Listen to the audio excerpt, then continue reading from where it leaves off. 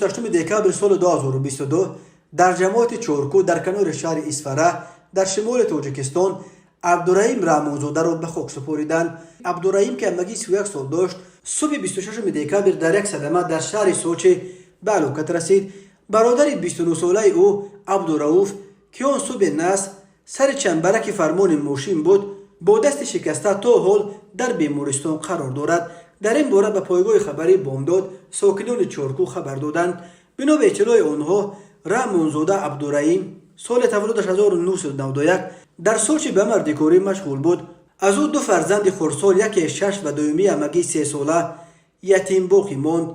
قبلا رسانه‌های محلی سوچ خبر دادند که صبح 26 دکامبر در کیلومتر 440 در روی خیابان کورورتنی در نزد درآمد به نقب سوچه در ناحیه مرکزی این شهر 2 ماشین به هم برخوردند.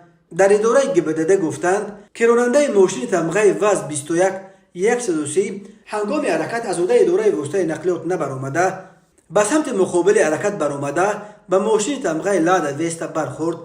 در نتیجه صدمه راننده 29 ساله وز 21130 و مسافر 31 ساله او را به بیمارستان انتقال دادند، ولی مسافر این ماشین بر اثر جراحت‌های برداشته‌اش در بیمارستان جان داده است. معلوم شد که آسیب دیدگان برادران عبدالرحیم و عبدالرؤوف رحمانزاده‌ها از جماعت چورکوی اصفره تاجیکستان بودند.